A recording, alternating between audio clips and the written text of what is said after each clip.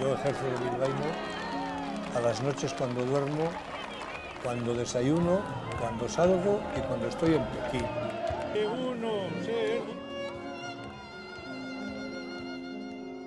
Guerra al navajero.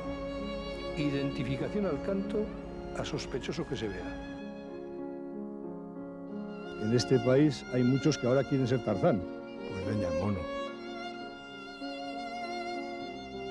Pío, enhorabuena, y a partir de mañana pagas tú la luz, el agua, los impuestos y las multas que te meta la policía municipal.